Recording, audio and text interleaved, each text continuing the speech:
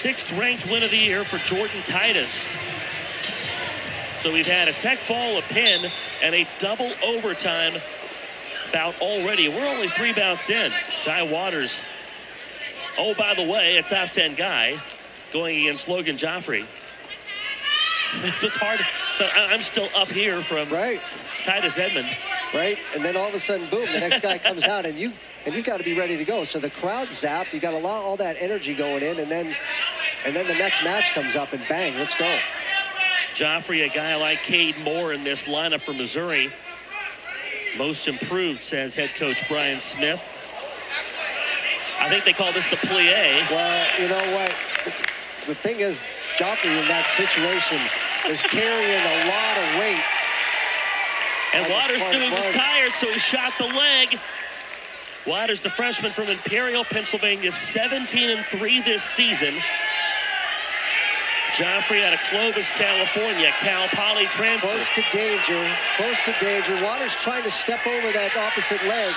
And you see Gioffre trying to keep it out. That should be a takedown. There's the takedown for Ty Waters. Gioffre wrestling a lanky guy for 149. Tried to pull him over, and that's just could not get the leverage. Well, here's a half. He's going to slide that half out, and it's going to end up with an escape. But that's what Waters likes to do. Throw that half, roll it through, see if he can jump to the other side, get to him beforehand. Now he's got a headgear issue, so Ty Waters looks at the ref and says, hey, what gives? The officials tonight, Carlos Manzel and Craig Blake. So they fixed the headgear. So maybe this is our chance to kind of take a breath after 141.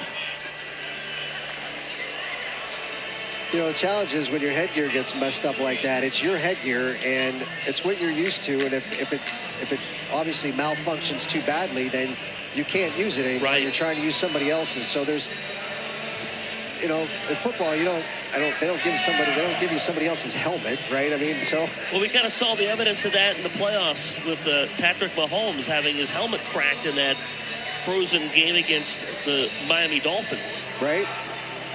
He learned just how important that unique helmet is as a safety piece. Again, he's used to this headgear. It's a part of his uniform. Right. And so 3-1 score. We go back on with 1.5 minutes left in the period. We have seen scrapping in all 4 bouts tonight. This is this is just a heck of a good college wrestling match. A good matchup. Two very good teams going after one another. Not a lot of standing around. Not the strongest shot for Waters. No, way too far away. I mean, if you're looking at one thing as a freshman, that's one of the things you end up trying to improve on, right? You're long and lanky, you're used to getting in there, probably in high school particularly, but in college, you're not going to get into that shot very often. And especially if you're wrestling guys who have any quickness, by the time you get there, they're gone. It's like watching people that have cabin fever, Tony. They're just tired of being cooped up and they're ready to get after it. Right. They came to scrap and chew bubble gum, and they're all out of bubble gum. Right. Down to 30 seconds left in this first period. Waters has pinned 9 of his 17 defeated opponents this year. Ooh. Slap of the head from Logan Gioffre. That was more like a hook. That was a right hook. He's trying to be heavy on his head, right? So he's banging him pretty good. Usually you don't see those until much later in Morgantown Friday night. Yeah, that's how you end up either in the hospital or the police department. It's a pretty good night if you stay out of both of those places. Ty Waters on the board. Here's how he did it. Yeah, he just does a nice job of staying tight here, and then eventually he's going to, Gioffre's got to bail out, and he gives up the takedown. Ooh, yeah. Yeah, that's from that angle. That's a hook. He tried to club him mostly with his elbow. Yep. Waters can't tilt Gioffre. Well, Gioffre's done a nice job, but when he tries to tilt him, Gioffre's hurting. Yeah. I think his hand was under his rib cage, and he may have had the wind knocked out of him. So an injury timeout. Gioffre in some pain in front of us. Was it a hand or a fist that he landed on?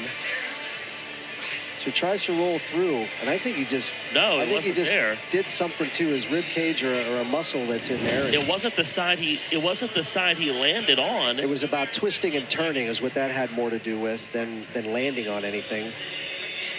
Now, the challenge in wrestling is when your ribs are in trouble, that's your core. And you're going to, especially on top, they're going to squeeze the heck out of those things. Well, here's my theory, too. Is it possible that when he landed, Waters' arm came down on that rib cage with enough force to make a difference? I don't know that they're in relation to that necessarily. Not like a, like a bruise or something like that. But we'll see what happens here. So here's the issue. So there's the penalty. There's the injury timeout. Waters chooses to take down. So if he gets down, he gets out and he gets to the point, right? Yeah. And almost got there. Switch. Waters to his feet. Tries to slide through for the reversal.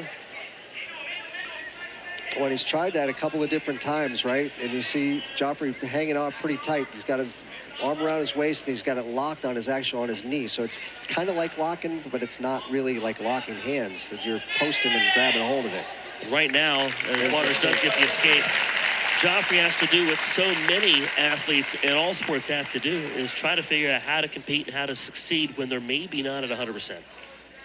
Yeah, and probably not close to 100% at the moment, right? So, but this helps, right? You get in on the leg and you get to do the good job as opposed to having to twist and turn and do all that stuff in terms of fighting it off.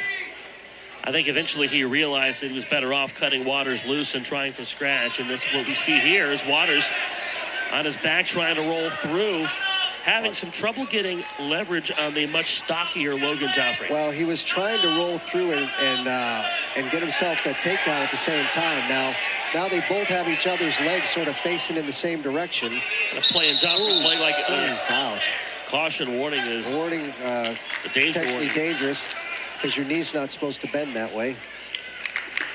I thought it was for Waters' head. He's kind of in an awkward position too. Waters had Gioffre's legs stretched out like he was playing a guitar or something. Yeah, I mean that's potentially dangerous. That's why they call it that. Yes. Tonight's match brought to you by Gumby. Seems that way sometimes. Got about 8 seconds left in the period.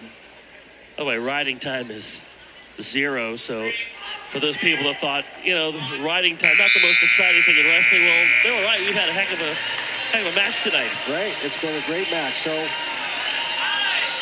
Waters gave up some riding time by picking down in the second period, but ends up with the escape. So now he's going to go down in the third. He's up 4-1.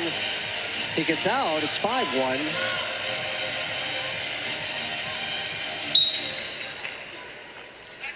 Gioffre trying to stay tight to him. Waters pops up pretty easy now. A couple of times he's tried to switch out of that. This time he just stays on his feet. That's a crucial escape point. No riding time, so Gioffre now needs to score more than just a takedown if he wants to win. He's got to do it in about 1.5 minutes. Well, he's either have to take down and turn him, or he's going to have to... Gioffre doesn't look all that balanced on his feet there, and Waters try to take advantage of that. Well, Waters kind of stepped right into something there, and Waters keeps trying that roll through, and he puts himself in a bad position. Instead of sometimes you just got to be more basic than that and stay in a position and fight it, as opposed to trying to curl and try to do some of these fancier things that are harder to do on better people. Speaking of elite wrestlers, we've got Keegan O'Toole and Peyton Hall coming up just a couple bouts from here, so you'll want to stay tuned. Text a friend, let him know, hey, if you're not watching West Virginia, Missouri tonight, you may want to go find that one.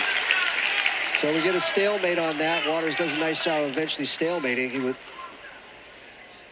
He's tried that a couple of different times. Some of the things that he's done, Gioffre's done a nice job of countering that on the top.